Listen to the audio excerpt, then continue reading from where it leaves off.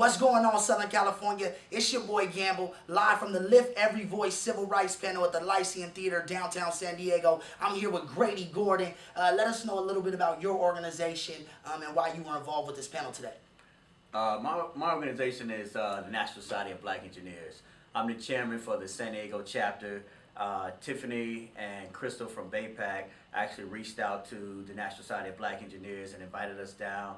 I really didn't have a insight of what I would be getting myself into, but anytime I can talk about the National Society of Black Engineers and collaborate with other San Diego organizations, I'm all for it.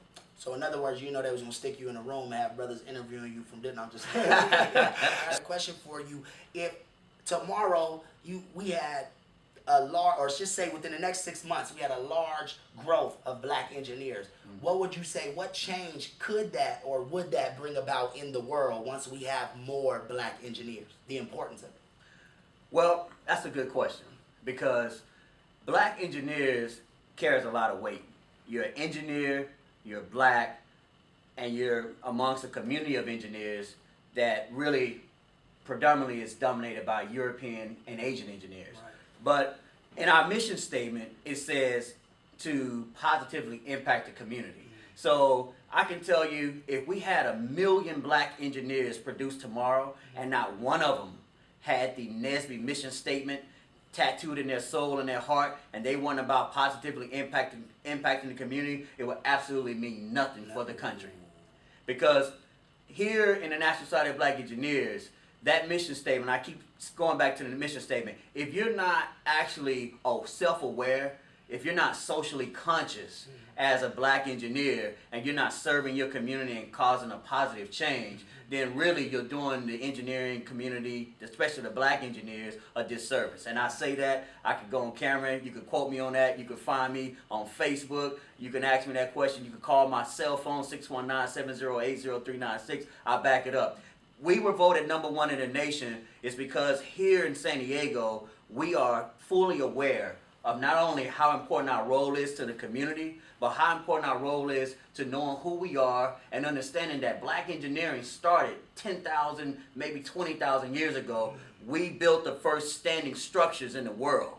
And so we're not satisfied with just being an engineer in a corporation. We are set on a mission to increase and make it known to all of our kids that all of you can be engineers because it's in your DNA. And we've been doing it since the beginning of time.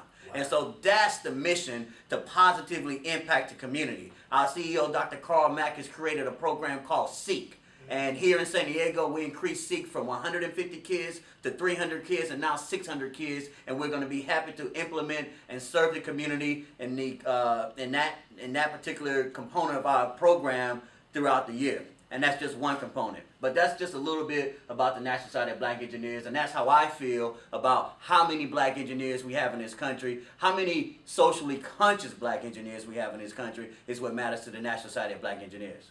Wow, I love that. I think that applies to almost anything you're doing. If you're doing it, you're not doing it to make an impact on the community. We stand fully behind that statement. I'm not going to give you my phone number, but we stand fully behind it. If there was a young man right now who knew that his dream was to be an entrepreneur one day, what is the first thing you would tell him? The basic knowledge that you could give him right now to be an entrepreneur? Excellence is key. If you're not excellent, if you're not the best in the world at what you're trying to do, it doesn't matter what you're doing. You're just going to fall in the bottom pit as everybody else. So be prepared, be focused, understand that there's going to be a lot of hard work and there's going to be boring times. But whatever you choose to do as far as being an entrepreneur, be excellent. Being aware, socially, economically aware, how has that affected your life the most?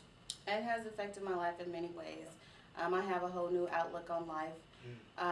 It's very important for us to get out there and vote. It's very important for our voice to be heard as young people.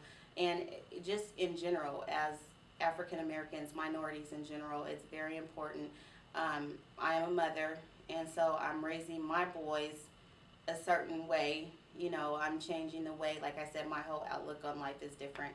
And we need to vote, and we need to go knock on doors, and we need to get together and boycott or whatever, you know, whatever we need to do it as one. You know, we need unity in the community, and that's what we're missing. I heard that. Well, you couldn't say it any more perfect. I'm so glad that being a part of this organization, I'm sure, like you said, your boys will grow to be men that are also socially, Yes. economically aware. Tell us a little bit about your organization, what it means to you, and how long you've been involved in it. You know, let me speak to the young professional group in the organization. Yes, I was a little resistant to some change, but just as I had to be patient with some of the younger people in BAPAC, the Black American Political Association in California, they were patient with me and showed me the power. They made me think about what if Dr. King had Social Network. If he had had Social Network, would he have had to put his physical self in harm's danger so many times that he did?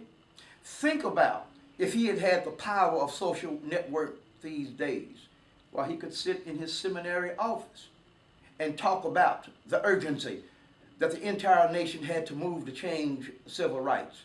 Would he have had to physically himself be that night, April 4th, 1968, with the garbage workers trying to get better wages? Could he have not done that from his study and not put himself in harm's way that night? Think about the possibilities of what the Social Network has done across the nation, where dictatorships almost were falling, monthly. Why? Because the Social Network had become so powerful. Instead of just a few people being involved, millions were involved around the globe, which gave power to just a little simplest movement in overturning dictatorships that have lasted hundreds of years. Wow, and I don't mean to keep going back to So Political, but it's a YouTube-based show which is basically pushed through social networks, and we're able to, when we do the show, right now we're able to press one button and 1 million people can see it and upload it, and the power in that is we didn't have to wait around and say, you know what, we're going to try to get signed by CBS, we're going to try to get them to take the show. No, we were able to create that show in a room similar to this one and actually get it out to the people. So that is, man, connecting that dot is so powerful. You heard it right there. Imagine Martin Luther King on Facebook. Man, there'd be some dope quotes. There'd be a lot of stuff on that wall. So give us one last, any last comments that you have where we could link up with this, with your organization, and like I say, anything last things you would want to say. I'm of the opinion that the next phase of this civil rights movement will be led by young people. Why do I say that? Young people are probably the top consumers in this nation. The trends are set by young people. The buying habits. Look, whether you're talking about mega giants like Walmart or what have you, they want to know what do young people want these days. Young people control even their parents' spending habits. Once young people put their mind on how powerful they can be, simply because, as you stated, pushing a button, then they will determine the next course, not only for this community, the United States and the world. I heard that right now. Hey, like you just said, the young people, that is a call to all you young people to understand the true power that we hold. And right now, one of the highest unemployment rates is the youth. So not only are we the ones buying, we don't got no jobs to buy nothing. That's why they're asking their parents for the money to buy it. So that is a challenge that he's giving to the youth that we are giving. You guys go out there, make a move, lift your voice right here at the Civil Rights Panel. It's always a pleasure. Always a pleasure, Dr. Blair. Talk to y'all next time. So Political.